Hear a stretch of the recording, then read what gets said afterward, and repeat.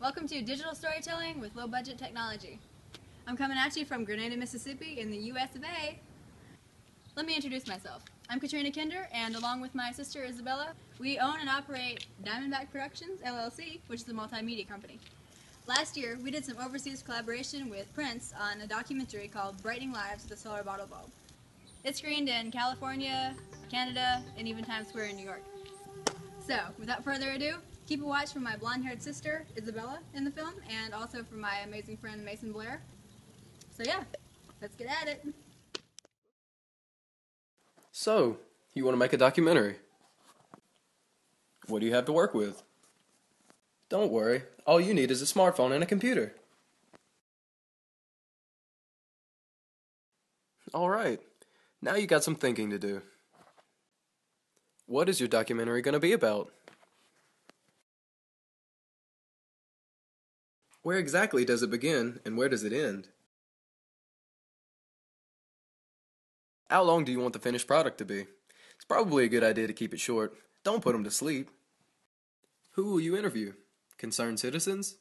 Influential people in society? People being affected by the problem? How will you get your point across? Will you have a narrator? Well, hey, I'm your narrator. Wink. Or will the interviews carry it? Remember, all good stories have a protagonist, the main character, and a conflict, something preventing your protagonist from doing what they want to. You might want to have a storyboard, or a script, that you would like your story to follow. Before you film anything, before you even think about filming anything, make absolutely sure that you're filming with the phone turned sideways. None of that portrait orientation stuff. Also, be sure to shoot outside if possible. If you have to shoot inside, be sure there's lots of light. Now on to the interviews. You've got to get your subject matter somehow, and what a better way than to get the story straight from the people involved with the subject. So come prepared. Write down some questions to start with. When you're coming up with questions, keep in mind the person you're interviewing. What's their background? And remember, you can always play off what the interviewee says. Before you start interviewing, make sure you warm the subject up to what's going on. Also, make sure you have a good background and that your shot is framed nicely. Backgrounds with depth are usually a lot more visually appealing than flat backgrounds. A good rule to follow when framing a shot is the rule of thirds. This is where you have the person you're interviewing look slightly to the left or right of the camera, and be sure to give them plenty of space in the direction they are looking. Great! You have a lot of shots of people's heads talking. But that's boring. Nobody just wants to stare at somebody droning on for the entirety of your documentary. Be a good filmmaker. Get some B-roll or cutaway shots to give your audience something interesting to look at. B-roll is a real lifesaver once you start editing, so you can cover up poor decisions you made while filming.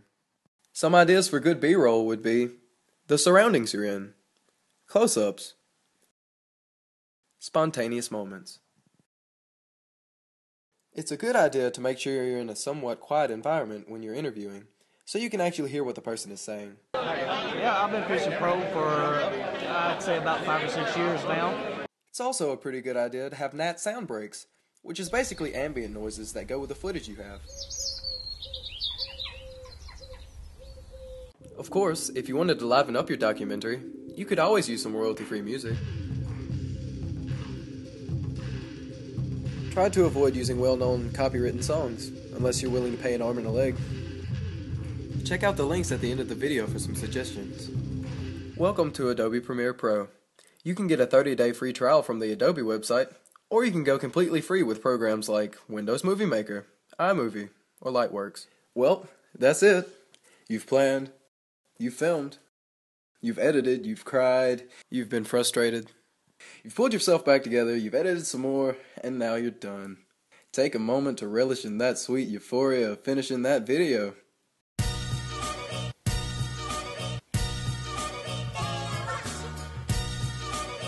Freeze what up. I'm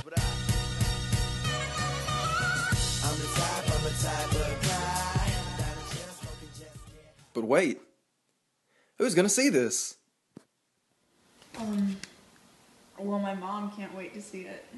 That's what I thought. But no, you want to move people with this film. You want people sitting in theaters leaning to the person next to them saying, "That was amazing." Well, that's all fine and dandy. See, but now how? Well, film festivals happen to exist just for the purpose of helping independent filmmakers get their work shown.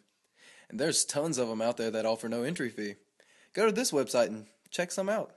And definitely don't forget about social networks. They're a great way to get the word out about the film.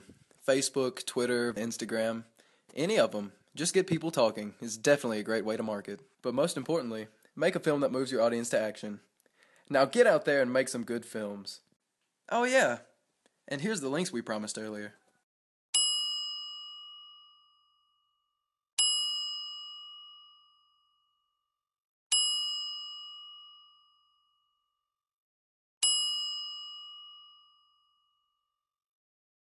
Happy filming!